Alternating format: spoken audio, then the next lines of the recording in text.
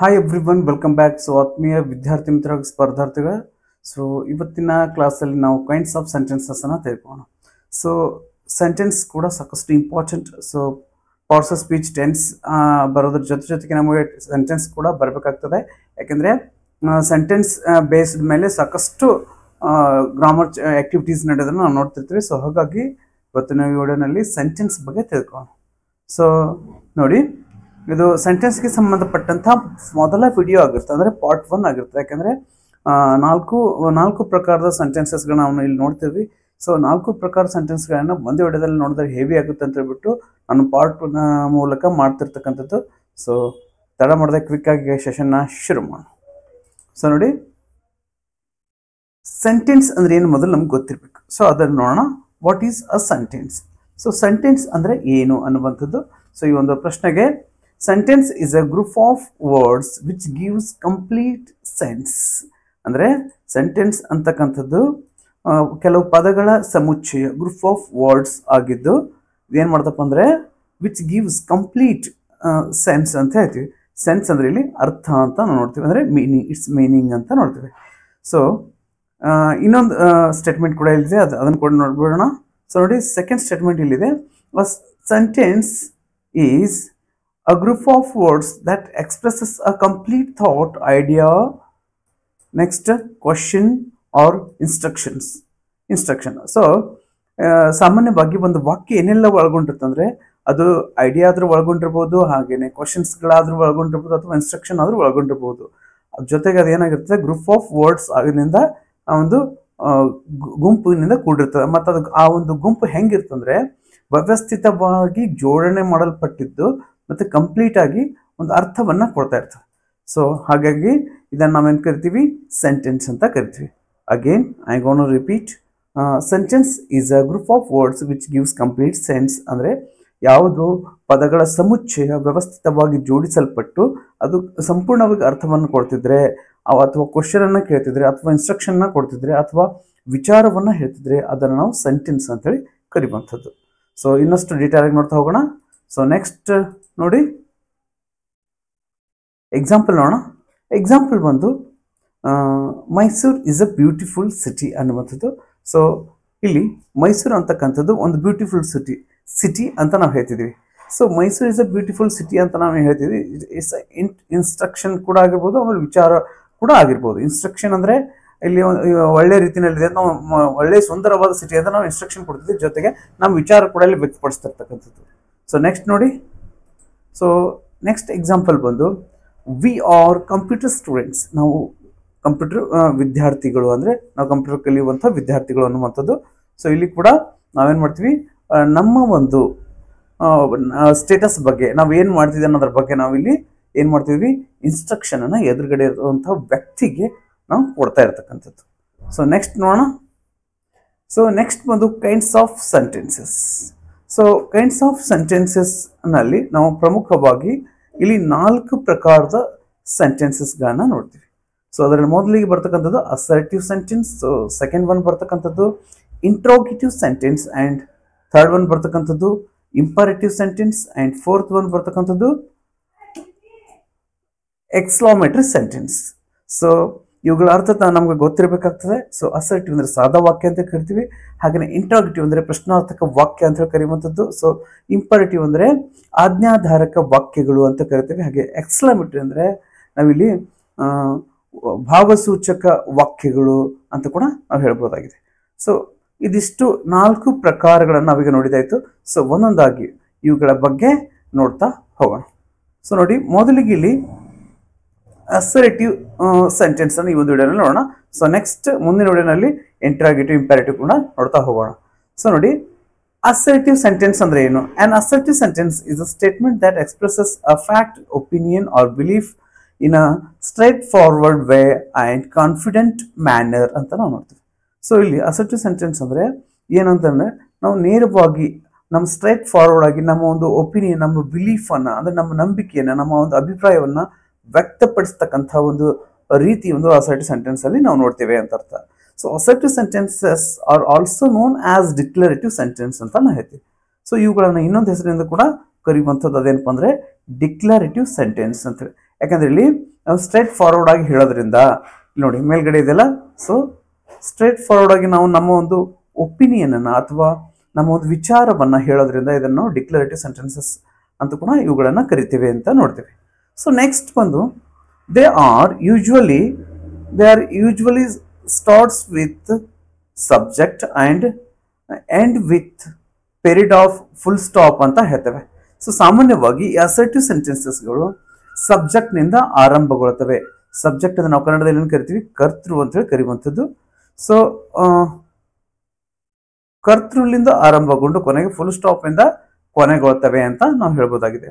So ಅದ್ರ ಮಧ್ಯದಲ್ಲಿ ಏನಿರುತ್ತೆ, ವರ್ಬ್ ಇರುತ್ತೆ. ಅಂದ್ರೆ ಎರಡು ಪ್ರಕಾರದ ವರ್ಬ್ಗಳನ್ನ ನಾವು ನೋಡ್ತೀವಿ ಇಲ್ಲಿ. ಒಂದೊಂದು ಹೆಲ್ಪಿಂಗ್ ವರ್ಬ್ ಇರಬಹುದು ಅಥವಾ ಇರದೇ ಇರಬಹುದಕ್ಕೆ ಸಮಟೈಮ್ಸ್. ಒಂದ್ ವೇಳೆ ಮೇನ್ ವರ್ಬ್ ಅಂತೂ ಕಡ್ಡಾಯವಾಗಿ ಅಲ್ಲಿ ಇರುವಂಥದ್ದು. So this is the formula of assertive sentence ಅಂತ ನೋಡ್ತೀವಿ. ಸೊ ಇಲ್ಲಿ ಫಾರ್ಮುಲಾ ಕೂಡ ನಾವು ಅದನ್ನೇ ಬರ್ತೀವಿ ನೋಡಿ. ಇಲ್ಲಿ ಎಸ್ ಅಂದ್ರೆ ಸಬ್ಜೆಕ್ಟ್, ವಿ ಅಂದ್ರೆ ವರ್ಬ್, ಅಂದ್ರೆ object plus last full stop ಇರುವಂಥದ್ದು. ಸೊ ಈ ರೀತಿಯಾದಂತಹ ಒಂದು ಫಾರ್ಮ್ಯಾಟ್ ನಲ್ಲಿ ಇರುವಂತಹ ವಾಕ್ಯಗಳನ್ನ ನಾವು ಅಸರ್ಟಿವ್ ಅಂದ್ರೆ ಸಾದಾ ವಾಕ್ಯಗಳು ಅಂತೇಳಿ ಕರಿತೀವಿ. So let's more understand. So ನೋಡಿ ಎಕ್ಸಾಂಪಲ್ ನೊಂದಿಗೆ ನೋಡೋಣ. ಸೊ ಎಕ್ಸಾಂಪಲ್ ನೋಡಿದಾಗ ತಮ್ಗೆ ಇನ್ನಷ್ಟು ಕ್ಲಾರಿಫೈ ಆಗ್ತಾ ಹೋಗ್ತದ ಅನ್ನುವಂಥದ್ದು. ಸೊ ನೋಡಿ example number 1, I am playing cricket. So ಈ ಒಂದು ಸೆಂಟೆನ್ಸ್ ಅಲ್ಲಿ ಏನಿದೆ ಅಂದ್ರೆ ನೋಡಿ, ಇಲ್ಲಿ ಐ ಅಂತಕ್ಕಂಥದ್ದು ಸಬ್ಜೆಕ್ಟ್. ಸೊ ನೆಕ್ಸ್ಟ್ ಇಲ್ಲಿ ಆಮ್ ಅಂತಕ್ಕಂಥದ್ದು ಇದು ಹೆಲ್ಪಿಂಗ್ ವರ್ಬ್, ಹೆಲ್ಪ್ ಮಾಡ್ತಕ್ಕಂಥ ಸಹಾಯಕ ಕ್ರಿಯಾಪದ ಅಂತ ನಾವು ಕನ್ನಡದಲ್ಲಿ ಹೇಳ್ತೀವಿ, ಅದು ಆಮ್ ಅಂತಕ್ಕಂಥದ್ದು ಇಲ್ಲಿ helping verb. So next playing ಅಂತಕ್ಕಂಥದ್ದು ಇದು ಮೇನ್ ವರ್ಬ್. ಸೊ ಕ್ರಿಕೆಟ್ ಅಂತಕ್ಕಂಥದ್ದು ಇದು ಆಬ್ಜೆಕ್ಟ್ ಆಗಿ ನಾವು ನೋಡ್ತೇವೆ. ಸೊ ಈ ರೀತಿಯಾದಂಥ ಫಾರ್ಮ್ಯಾಟ್ ಅಲ್ಲಿ ಇರತಕ್ಕಂಥ ಸೆಂಟೆನ್ಸಸ್ಗಳನ್ನು ನಾವು ಅಸರ್ಟಿವ್ ಸೆಂಟೆನ್ಸ್ ಅಂತ ಹೇಳ್ತೀವಿ. ಸೊ ನಾವು ಕೊಟ್ಟಂತ ಫಾರ್ಮುಲಾ ಹಾಗೇನೆ ನಾವಿಲ್ಲಿ ಬರೆದಿರ್ತಕ್ಕಂಥ ಒಂದು ಎಕ್ಸಾಂಪಲ್ಗೆ ಟ್ಯಾಲಿ ಮಾಡಿ ನೋಡಿದಾಗ ಇದು ಸ್ಪಷ್ಟವಾಗಿ ಇಲ್ಲಿ ಮ್ಯಾಚ್ ಆಗ್ತಿರ್ತಕ್ಕಂಥ. ಸೊ ಹಾಗಾಗಿ this is the example for the assertive sentence ಅಂತ ನೋಡ್ತೇವೆ. ಸೊ ನೆಕ್ಸ್ಟ್ ಎಕ್ಸಾಂಪಲ್ ನೋಡೋದಾದ್ರೆ ಸೆಕೆಂಡ್ ಎಕ್ಸಾಂಪಲ್. ಸೊ ನೋಡಿ ಈ ರೀತಿ ಇರ್ತಕ್ಕಂಥದ್ದು ಸೆಕೆಂಡ್ ಎಕ್ಸಾಂಪಲ್ ಅಲ್ಲಿ ನಾವು ನೋಡೋದಾದ್ರೆ ಇಲ್ಲಿ ಹಿ ರೀಡ್ಸ್ ನ್ಯೂಸ್ ಪೇಪರ್ ರೆಗ್ಯುಲರ್ಲಿ ಅಂತ ಹೇಳಿದೆ. ಸೊ ಇಲ್ಲಿ ಅವನು ಪ್ರತಿದಿನ ಅಂದ್ರೆ ದಿನಾಲು ನ್ಯೂಸ್ ಪೇಪರ್ ಅನ್ನ ಓದ್ತಾನೆ ಅನ್ನುವಂಥದ್ದು. ಸೊ ಇಲ್ಲಿರ್ತಕ್ಕಂಥ ಸ್ಟೇಟ್ಮೆಂಟ್ ನ ಅರ್ಥ ಬಂದು, ಸೊ ಇಲ್ಲಿ ಅವನು ದಿನಾಲು ನ್ಯೂಸ್ ಪೇಪರ್ ಓದ್ತಾ ಇದ್ದಾನೆ ಅಂತ ನಾವು ಹೇಳ್ಬೇಕಾದ್ರೆ ಈ ಒಂದು, ಸೊ ಇಲ್ಲಿ ಇನ್ನೊಂದೇನಪ್ಪ ಅಂದ್ರೆ ಬಿಗಿನಿಂಗ್ ಅಲ್ಲಿ ಈ ಎಚ್ ಕ್ಯಾಪಿಟಲ್ ಅಲ್ಲಿ ಇರ್ಬೇಕು ನೋಡಿ. ಸಬ್ಜೆಕ್ಟ್ ಯಾವಾಗ್ಲೂ ಕ್ಯಾಪಿಟಲ್ ಲೆಟರ್ ಇಂದ ಕೂಡಿರ್ಬೇಕು. ಹಿ ಅಂತಕ್ಕಂಥದ್ದು ಇಲ್ಲಿ ಸಬ್ಜೆಕ್ಟ್. ಸೊ ನೋಡಿ ಇಲ್ಲಿ ರೀಡ್ಸ್ ಅಂತಕ್ಕಂಥದ್ದು ಮೇನ್ ವರ್ಬ್ ಆಗಿ ನೋಡ್ತೀವಿ. ಸೊ ಇಲ್ಲಿ ಹೆಲ್ಪಿಂಗ್ ವರ್ಬ್ ಇಲ್ಲ, because it's a simple present tense. So ಮೇಲ್ಗಡೆ first one example present continuous tense ಇತ್ತು. ಸೊ ಅಲ್ಲಿ ಆಮ್ ಅನ್ನುವಂತ ವಿ ಫಾರ್ಮ್ ಹೆಲ್ಪಿಂಗ್ ವರ್ಬ್ ಇತ್ತು. ಸೊ ಇಲ್ಲಿ ಹೆಲ್ಪಿಂಗ್ ವರ್ಬ್ ಇಲ್ಲ, ಹಾಗಾಗಿ it's a simple present tense ಆಗ್ತದೆ, ಯಾಕಂದ್ರೆ ಇಲ್ಲಿ ಎಸ್ ಪ್ರತ್ಯಯ ಇದೆ ಕೊನೆಗೆ. ಸೊ ನೆಕ್ಸ್ಟ್ ಏನಪ್ಪಾ ಅಂದ್ರೆ news papers regularly, it's object. So ಈ ರೀತಿ ಅಂದ್ರೆ ಕರ್ತೃ ಕರ್ಮ ಕ್ರಿಯಾ ಕನ್ನಡದಲ್ಲಿ ಇರುತ್ತೆ, ಇಲ್ಲಿ ಹಾಗಲ್ಲ, ಕರ್ತೃ ಕ್ರಿಯಾ ಕರ್ಮ ಇರುವಂಥದ್ದು. ಸೊ ಇದು ತಮ್ಗೆ ಅರ್ಥ ಆಗಿದೆ ಅಂತ ಭಾವಿಸ್ತೇನೆ. ಸೊ ಇನ್ನಷ್ಟು ಎಕ್ಸಾಂಪಲ್ಗಳನ್ನ ನೋಡ್ತಾ ಹೋಗೋಣ. ನೋಡಿ ಅಗೇನ್ ನಾವು ಇಲ್ಲಿ ಕೂಡ ಎರಡು ಪ್ರಕಾರಗಳು ನೋಡ್ತೀವಿ ಅಸರ್ಟಿವ್ ಸೆಂಟೆನ್ಸ್ ಅಲ್ಲಿ ಕೂಡ, assertive positive, assertive negative. So ಸಾದಾ ಸಕಾರಾತ್ಮಕ ಮತ್ತೆ ಸಾದಾ ಋಣಾತ್ಮಕ ವಾಕ್ಯಗಳು ಅಂತ ನಾವು ನೋಡ್ತೀವಿ. ಸೊ ಫಸ್ಟ್ ನಾವೇನ್ ಮಾಡೋಣ, ಈಗ ಸಾದಾ ಸಕಾರಾತ್ಮಕ ಅಂದ್ರೆ ಅಸರ್ಟಿವ್ ಪಾಸಿಟಿವ್ ಸೆಂಟೆನ್ಸಸ್ ನೋಡ್ತಾ ಹೋಗೋಣ. ಸೊ ನೋಡಿ ಇಲ್ಲಿ ಅಸರ್ಟಿವ್ ಪಾಸಿಟಿವ್ ಸೆಂಟೆನ್ಸ್ ಅನ್ನ ನಾವು ನೋಡೋದಾದ್ರೆ ಇಲ್ಲಿ ಏನಂದ್ರೆ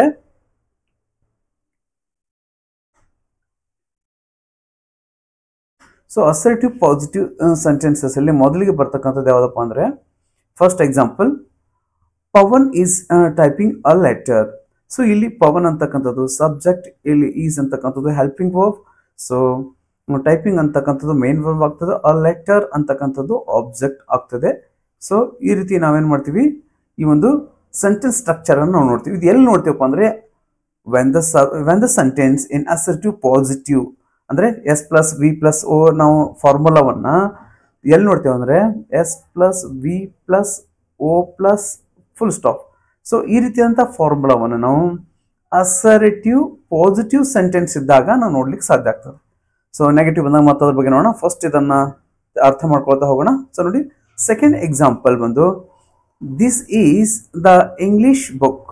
this is the English book ಅನ್ನುವಂಥದ್ದು. ಸೊ ಇಲ್ಲಿ ಏನಪ್ಪಾ ಅಂದ್ರೆ ದಿಸ್ ಅಂತಕ್ಕಂಥ ಸಬ್ಜೆಕ್ಟ್ ಆಗಿ ಫಂಕ್ಷನ್ ಮಾಡ್ತಿದೆ. ಈಸ್ ಅನ್ನುವಂಥದ್ದು helping verb. It is also B form helping verb. So next ನೋಡಿ the English book it's object ಆಗ್ತದೆ. ಸೊ ಈ ರೀತಿಯಾದಂತಹ ಒಂದು ಸೆಂಟೆನ್ಸ್ ಸ್ಟ್ರಕ್ಚರ್ ನಾವು ನೋಡ್ತಾ ಹೋಗ್ತೀವಿ. So third example I play cricket every day. So ಇಲ್ಲಿ ಐ ಅಂತಕ್ಕಂಥ ಸಬ್ಜೆಕ್ಟ್. ಸೊ ಪ್ಲೇ ಅಂತಕ್ಕಂಥದ್ದು ಆಬ್ವಿಯಸ್ಲಿ ಇದು ಮೇನ್ ವರ್ಬ್ ಆಗ್ತದೆ, ಯಾಕಂದ್ರೆ main verb is a word which use to show the play which is use to show the action ಅಂತ ನಾವು ಹೇಳ್ತೇವೆ. So ಇಲ್ಲಿ ಕ್ರಿಕೆಟ್ ಎವ್ರಿ ಡೇ ಅಂತಕ್ಕಂಥದ್ದು ಏನಾಗ್ತದೆ, ಇದು ಆಬ್ಜೆಕ್ಟ್ ಆಗ್ತದೆ. ಸೊ ನೆಕ್ಸ್ಟ್ ಫೋರ್ತ್ ಎಕ್ಸಾಂಪಲ್ ನೋಡಿ I am driving a car ಅಂತಕ್ಕಂಥದ್ದು ಇದೇನಾಗ್ತದೆ, ಐ ಅಂತಕ್ಕಂಥದ್ದು ಸಬ್ಜೆಕ್ಟ್. ಸೊ ಆಮ್ ಅನ್ನುವಂಥದ್ದು ಹೆಲ್ಪಿಂಗ್ ವರ್ಬ್. ಸೊ ಡ್ರೈವಿಂಗ್ ಅಂತಕ್ಕಂಥ main verb. So a car ಅಂತಕ್ಕಂಥದ್ದು ಏನಾಗ್ತದೆ, ಆಬ್ಜೆಕ್ಟ್ ಆಗ್ತದೆ. So next fifth one example ಬಂದು ಸಿ ಲೈಕ್ಸ್ ಕಾಫಿ ಅಂತಕ್ಕಂಥದ್ದು, ಇದು ಕೂಡ ಒಂದು ಅಸರ್ಟಿವ್ ಪಾಸಿಟಿವ್ ಸೆಂಟೆನ್ಸ್. ಸೊ ಇಲ್ಲಿ ನಾವೇನು ನೋಡ್ತೀವಪ್ಪ ಅಂದ್ರೆ ಕೊನೆಗೆ ನಾನೊಂದು ಎಕ್ಸಾಂಪಲ್ನ ಇಲ್ಲಿ ಸೆಟ್ ಮಾಡಿಟ್ಟಿದ್ದೀನಿ. ಸೊ ಇದು ಯಾವ ಫಾರ್ಮಲ್ಲಿ ಇದೆ ಅಂದರೆ ಪಾಸಿಟಿವ್ ಫಾರ್ಮಲ್ಲಿ, ಅಸರ್ಟಿವ್ ಪಾಸಿಟಿವ್ ಫಾರ್ಮಲ್ಲಿ ಇದೆ. ಸೊ ಇದನ್ನು ನೀವು ನೆಗೆಟಿವ್ ಫಾರ್ಮ್ಗೆ ನನಗೆ ಅಸರ್ಟಿವ್ ನೆಗೆಟಿವ್ ಫಾರ್ಮ್ಗೆ ನಾನು ಕನ್ವರ್ಟ್ ಮಾಡಿ ತೋರಿಸ್ಬೇಕು. ಸೊ ಇದನ್ನ ಕಮೆಂಟ್ ಸೆಕ್ಷನಲ್ಲಿ ಕಮೆಂಟ್ ಮಾಡುವ. ಏನಂದ್ರೆ ಐ ಪ್ಲೇಡ್ ಕ್ರಿಕೆಟ್ ಅನ್ನುವಂಥದ್ದು ಇದು ಅಸರ್ಟಿವ್ ಪಾಸಿಟಿವ್. ಸೊ ಇದನ್ನ ನೆಗೆಟಿವ್ ಬರೆದಾಗ ಯಾವ ರೀತಿಯಾದಂತಹ ಸೆಂಟೆನ್ಸ್ ಸ್ಟ್ರಕ್ಚರ್ ನಾವು ನೋಡಬಹುದು. ಸೊ ಅದನ್ನ ನೀವು ಕಮೆಂಟ್ ಸೆಕ್ಷನ್ ಕಮೆಂಟ್ ಮಾಡಬೇಕು. ಸೊ ಅದಕ್ಕೋಸ್ಕರ ನಾನೇನು ಮಾಡ್ತೀನಿ, ನೆಕ್ಸ್ಟ್ ಸ್ಲೈಡ್ ಅಲ್ಲಿ ತಮಗೆ ಇದೇ ಒಂದು ವಿಡಿಯೋನ ನೆಕ್ಸ್ಟ್ ಸ್ಲೈಡ್ ಅಲ್ಲಿ ನಾನು ನೆಗೆಟಿವ್ ಸೆಂಟೆನ್ಸ್ ಕೂಡ ಹೇಳ್ತೀನಿ. ಸೊ ಅದನ್ನ ನೋಡಿದ ಬಳಿಕ ಇದು ಅರ್ಥ ಆಗ್ತದೆ ತಮಗೆ. ಅದನ್ನ ತಾವು ಇಡೀ ವಿಡಿಯೋನ ನೋಡಿಬಿಟ್ಟು ಕಮೆಂಟ್ ಸೆಕ್ಷನ್ ಅಲ್ಲಿ ಕಮೆಂಟ್ ಮಾಡ್ಬೋದು. ಸೊ ನೆಕ್ಸ್ಟ್ ನೋಡಿ ಈಗ assertive negative. So assertive positive ನಾವು ತಿಳ್ಕೊಂಡಿದ್ವಿ, subject plus helping verb or main verb, ಅಥವಾ subject plus helping verb plus main verb plus object plus full stop ಅನ್ನುವಂಥದ್ದು ಅಸರ್ಟಿವ್ ಪಾಸಿಟಿವ್ ಆಗಿತ್ತು. So negative form ಅಲ್ಲಿ ಏನಿರ್ತದೆ ನೋಡಿ ಅಂದ್ರೆ ಇಲ್ಲಿ Pavan is not playing cricket. So ನಾನು ಅವೇ ಎಕ್ಸಾಂಪಲ್ಸ್ಗಳನ್ನ ಇಲ್ಲಿ ತೆಗೆದುಕೊಂಡಿದ್ದೀನಿ, ಯಾಕಂದ್ರೆ ತಮಗೆ ಒಂದಷ್ಟು ಕ್ಲಿಯರ್ ಆಗಿ ಅರ್ಥ ಆಗ್ತಾ ಹೋಗ್ಲಿ ಅಂತ ಹೇಳಿ ಅದೇ ಎಕ್ಸಾಂಪಲ್ಗಳನ್ನ ಇಲ್ಲಿ ನೆಗೆಟಿವ್ ಅಲ್ಲಿ ಕೂಡ ಸೆಟ್ ಮಾಡ್ಕೊಂಡಿದ್ದೀನಿ. Pavan is not playing Pavan is not typing a letter. So ಇಲ್ಲಿ ನಾಟ್ ಅನ್ನುವಂತಹ ನೆಗೆಟಿವ್ ವರ್ಡ್ ಅನ್ನು ಆಡ್ ಮಾಡ್ಕೋಬೇಕು. ಎಲ್ಲಪ್ಪ ಅಂದ್ರೆ between the subject, between the main verb and helping verb. So ಇಲ್ಲಿ ಇದು ಹೆಲ್ಪಿಂಗ್ ವರ್ಬ್, ಸೊ ಇದು ಮೇನ್ ವರ್ಬ್. ಸೊ ಎರಡರ ಮಧ್ಯದಲ್ಲಿ ನಾವು ನಾಟ್ ಅನ್ನು ಆಡ್ ಮಾಡ್ಕೊಂಡು, ಸಪೋಸ್ ಅಲ್ಲಿ ಹೆಲ್ಪಿಂಗ್ ವರ್ಬ್ ಇರಲಿಲ್ಲ, ಸಿಂಪಲ್ ಪಾಸ್ಟ್ ಮತ್ತೆ ಸಿಂಪಲ್ ಪ್ರೆಸೆಂಟ್ ಟೆನ್ಸ್ ಅಲ್ಲಿ ಹೆಲ್ಪಿಂಗ್ ವರ್ಬ್ ಇಲ್ಲ, ಅವಾಗ ಏನ್ ಮಾಡ್ಬೇಕಂದ್ರೆ ನಾವು ಈ ಮೂರು ಫಾರ್ಮ್ಗಳು, ಈ ಮೂರಲ್ಲಿ ಯಾವ್ದು ಸೂಟೇಬಲ್ ಅಂತ ನಾವು ಯೋಚನೆ ಮಾಡಿ ತಗೋಬೇಕು. ಡೂ, ಡಸ್, ಡಿಡ್ ಅನ್ನುವಂಥ. ಸೊ ಈ ಮೂರು ಹೆಲ್ಪಿಂಗ್ ವರ್ಬ್ಸ್ಗಳನ್ನ ನಾವು ಸಿಂಪಲ್ ಆಗಿ ಹೇಳ್ಬೇಕಾದ್ರೆ ಹೆಲ್ಪಿಂಗ್ ವರ್ಬ್ ಇರದೇ ಇದ್ದಾಗ ಬಳಸ್ಕೋಬೇಕು. ಸೊ ಇಲ್ಲಿ ಡೂ ಮತ್ತೆ ಡಸ್ ಅನ್ನ ಸಿಂಪಲ್ ಪ್ರೆಸೆಂಟ್ ಟೆನ್ಸ್ ಅಲ್ಲಿ, ಇದು ಪಾಸ್ಟ್ ಅಲ್ಲಿ ಸಿಂಪಲ್ ಪಾಸ್ಟ್ ಅಲ್ಲಿ ಡಿಡ್ ಅನ್ನ ನಾವು ಬಳಸ್ಕೋಬೇಕು. ಸೊ ಅದ್ರ ಬಗ್ಗೆ ಏನು ಮತ್ತೆ ನಾನು ಸಾಕಷ್ಟು ಟೆನ್ಸಸ್ಗೆ ಸಂಬಂಧಪಟ್ಟಂತ ವಿಡಿಯೋಗಳು ಕೂಡ ಮಾಡಿದ್ದೀನಿ. ಅವುಗಳನ್ನ ಈ ವಿಡಿಯೋನ ಡಿಸ್ಕ್ರಿಪ್ಷನ್ ಅವುಗಳನ್ನ ಕೂಡ ಸಿಂಪಲ್ ಪಾಸ್ಟ್ ಮತ್ತೆ ಸಿಂಪಲ್ ಪ್ರೆಸೆಂಟ್ ವಿಡಿಯೋನ ಈ ಒಂದು ಡಿಸ್ಕ್ರಿಪ್ಷನ್ ಅಲ್ಲಿ ಅವುಗಳನ್ನ ಕೂಡ ಹಾಕಿರ್ತೀನಿ. ಈ ವಿಡಿಯೋನ ಡಿಸ್ಕ್ರಿಪ್ಷನ್ ಅಲ್ಲಿ ಅವುಗಳನ್ನ ಕೂಡ ಆಮೇಲೆ ನೋಡ್ತಾ ಬನ್ನಿ, ನಮಗೆ ಇನ್ನಷ್ಟು ಕ್ಲಿಯರ್ ಆಗ್ತಾ ಹೋಗ್ತದೆ. ಸೊ ಅದಕ್ಕೆ ಹೇಳೋದು ಟೆನ್ಸ್, ಪಾರ್ಟ್ಸ್ ಆಫ್ ಸ್ಪೀಚ್ ಹಾಗೆ ಸೆಂಟೆನ್ಸಸ್ ಅನ್ನು ನಾವು ಅರ್ಥ ಮಾಡ್ಕೊಳ್ಳೋದಾದ್ರೆ ಮುಂದಿನ ಕಲಿಕೆಗೆ ತೊಡಕು ಉಂಟಾಗುವಂಥದ್ದು ಅನ್ನುವಂಥದ್ದು. ಸೊ ಇರಲಿ, let us go to the second example. This is not the English book ಅನ್ನುವಂಥದ್ದು ಇಲ್ಲಿ ಕೂಡ ನೋಡಿ, ಅಲ್ಲಿ this is the English book ಅಂತ ಹೇಳ್ತು. ಸೊ ಇಲ್ಲಿ ಹೆಲ್ಪಿಂಗ್ ವರ್ಬ್ ಮತ್ತೆ ನೋಡಿ ಇಲ್ಲಿ ಮೇನ್ ವರ್ಬ್ ಇಲ್ಲ. ಸೊ ಇಲ್ಲಿ ನೋಡಿ ಮೇನ್ ವರ್ಬ್ ಇಲ್ಲ ಅಂದ್ರೆ ಹೆಲ್ಪಿಂಗ್ ವರ್ಬ್ ಆದ ತಕ್ಷಣ ಕೂಡ ಬರುವಂಥದ್ದು. ಸೊ ಇಲ್ಲಿ ನೋಡಿ ನಾಟ್ ಅನ್ನುವಂಥ ನೆಗೆಟಿವ್ ವರ್ಡ್ ಇದ್ರೆ ಸಿಂಪಲ್ ಆಗಿ ತಾವು ಅರ್ಥ ಮಾಡ್ಕೋತೀರಿ, ಏನಂದ್ರೆ ಅದು ಏನಾಗಿರುತ್ತೆ, ಅಸರ್ಟಿವ್ ನೆಗೆಟಿವ್ ಸೆಂಟೆನ್ಸ್ ಆಗಿರ್ತದೆ. ಸೊ ನೆಕ್ಸ್ಟ್ ನೋಡಿ ಥರ್ಡ್ ಎಕ್ಸಾಂಪಲ್ ಬಂದು I do not play cricket ಅನ್ನುವಂಥದ್ದು. ಸೊ ಇಲ್ಲಿ ಏನಂದ್ರೆ ಐ ಅಂತಕ್ಕಂಥ ಸಬ್ಜೆಕ್ಟ್. ಸೊ ಡು ನಾಟ್ ಅನ್ನುವಂಥದ್ದು ಇಲ್ಲಿ ನೆಗೆಟಿವ್ ವರ್ಡ್. ಸೊ ಇಲ್ಲಿ ನಾನು ಈಗಾಗಲೇ ಹೇಳಿದಾಗ ಇಲ್ಲಿ ಮೇಲ್ಗಡೆ ಮೆನ್ಷನ್ ಮಾಡಿದೆ ನೋಡ್ರಿ, ಇಲ್ಲಿ ಡೂಗೆ ನಾಟ್ ಸೇರಿಬಿಟ್ಟು ಅಂದ್ರೆ ಡು ಪ್ಲಸ್ ನಾಟ್ ಇವೆರಡರ ಕಾಂಟ್ರಾಕ್ಟೆಡ್ ವರ್ಜನ್ ಏನಾಗ್ತದೆ ಡೋಂಟ್ ಆಗ್ತದೆ. ಸೊ ಅದನ್ನೇ ನಾನು ಇಲ್ಲಿ ನೆಗೆಟಿವ್ ಮಾಡಲಿಕ್ಕೆ ಬಯಸಿರ್ತಕ್ಕಂಥದ್ದು. ಸೊ ಈ ರೀತಿ ಮಾಡ್ಬೋದಾಗಿದೆ. So I don't play cricket every day ಅನ್ನುವಂಥದ್ದು ಇಲ್ಲಿ ಒಂದು assertive negative sentence. So next fourth example ಬಂದು I am not driving a car. So ನಾನು ಕಾರ್ ನಡೆಸ್ತಿಲ್ಲ ಅನ್ನುವಂಥದ್ದು. ಸೊ ಇದು ಕೂಡ ನೋಡಿ ನಾಟ್ ಅನ್ನುವಂಥ ನೆಗೆಟಿವ್ ವರ್ಡ್ ಅನ್ನು ಇಲ್ಲಿ ಒಳಗೊಂಡಿದೆ. ಏನಪ್ಪ ಅಂದ್ರೆ ಹೆಲ್ಪಿಂಗ್ ವರ್ಬ್ ಮತ್ತೆ ಮೇನ್ ವರ್ಬ್ ಮಧ್ಯದಲ್ಲಿ. ಸೊ ಅದಾದ ಬಳಿಕ fifth one example C doesn't like coffee. So ಇಲ್ಲಿ ನೋಡ್ತಿರ್ಬೋದು ತಾವು. ಸೊ ತಾವು ಅನ್ಬೋದು ಸರ್ ಇಲ್ಲಿ ಲೈಕ್ಸ್ ಬರಬೇಕಾಗಿತ್ತಲ್ಲ. ಈ ಸಾಕಷ್ಟು ಸ್ಟೂಡೆಂಟ್ಸ್ಗಳು ಎರರ್ ಮಾಡೋದು ಇಲ್ಲಿ ಏನಪ್ಪ ಅಂದ್ರೆ ಸಿಂಪಲ್ ಪ್ರೆಸೆಂಟ್ ಟೆನ್ಸ್ ಇತ್ತಂದ್ರೆ ನಾವೇನ್ ಮಾಡ್ತೀವಿ ಸಾಮಾನ್ಯವಾಗಿ ಎಸ್ ಹಚ್ಚಕ್ ಹೋಗ್ತೀವಿ. ಸೊ ನೆಗೆಟಿವ್ ಫಾರ್ಮ್ ಅಲ್ಲಿ ಎಸ್ ಬರಲ್ಲ. ಯಾಕಂದ್ರೆ ಇಲ್ಲಿ ಡೂ ಅನ್ನುವಂಥ ಹೆಲ್ಪಿಂಗ್ ವರ್ಬ್ ಜೊತೆ ಇಲ್ಲಿ ನಾವು ಎಸ್ ಅನ್ನ ಆಡ್ ಮಾಡ್ತೀವಿ. ಇಲ್ಲಿ ಹೆಲ್ಪಿಂಗ್ ವರ್ಬ್ ಅಲ್ಲಿ ಅದು ಆಡ್ ಆಗ್ತದ ಪ್ರತ್ಯಯ. ಸೊ ಹಾಗಾಗಿ ಇಲ್ಲಿ ಮೇನ್ ವರ್ಬ್ಗೆ ಬರೋದಿಲ್ಲ. ಸೊ ಇದು ನಮ್ಗೆ ಗೊತ್ತಿರ್ಬೇಕು. ಸೊ ಇದಾದ ಬಳಿಕ ನೆಕ್ಸ್ಟ್ ಏನಪ್ಪಾ ಅಂದ್ರೆ ಅಗೇನ್ ನಾನು ನಿಮ್ಗೆ ಇಲ್ಲೂ ಕೂಡ ಒಂದು ಹೋಮ್ ವರ್ಕ್ ಕೊಡ್ತಿದ್ದೀನಿ. ಏನಪ್ಪಾ ಅಂದ್ರೆ ನಾವು ಅಲ್ಲಿ ಏನ್ ಮಾಡಿದೀವಿ ಅಸರ್ಟಿವ್ ಪಾಸಿಟಿವ್ ಕೊಟ್ಟು ನೆಗೆಟಿವ್ ಮಾಡ್ಲಿಕ್ಕೆ ಹೇಳಿದೀವಿ. ಇಲ್ಲಿ ನೆಗೆಟಿವ್ ಕೊಟ್ಟಿದ್ವಿ he doesn't speaks to you. So ಇದು ಅಸರ್ಟಿವ್ ನೆಗೆಟಿವ್ ಸೆಂಟೆನ್ಸ್. ಇದಕ್ಕೆ ನಾವು ಈಗ ಪಾಸಿಟಿವ್ ಸೆಂಟೆನ್ಸ್ ಆಗಿ ಕನ್ವರ್ಟ್ ಮಾಡಬೇಕು ಮಾಡಿ ಕಮೆಂಟ್ ಸೆಕ್ಷನ್ ಅಲ್ಲಿ ಹಾಕಬೇಕು. He doesn't speaks to you ಈ ಸೆಂಟೆನ್ಸ್ ಅನ್ನ ಅಸರ್ಟಿವ್ ಪಾಸಿಟಿವ್ ಫಾರ್ಮ್ ಅಲ್ಲಿ ಫ್ರೇಮ್ ಮಾಡಿ ಕಮೆಂಟ್ ಸೆಕ್ಷನ್ ಅಲ್ಲಿ ಕಮೆಂಟ್ ಮಾಡಿ. ಸೊ ಐ ಹೋಪ್ ನಿಮ್ಗೆ ಅರ್ಥ ಆಗಿದೆ ಅಂತ ನಾನು ಭಾವಿಸ್ತೇನೆ. So if you like you can share the video and thanks for watching ಅಂತ ಹೇಳ್ತಾ ಸೊ ಮತ್ತೆ ಮುಂದಿನ ವಿಡಿಯೋನಲ್ಲಿ ಮತ್ತೆ ಭೇಟಿಯಾಗೋಣ. ಅಲ್ಲಿವರೆಗೂ ತಮ್ಮೆಲ್ಲರಿಗೂ ಥ್ಯಾಂಕ್ ಯು, ಧನ್ಯವಾದ, ಜೈ ಹಿಂದ್.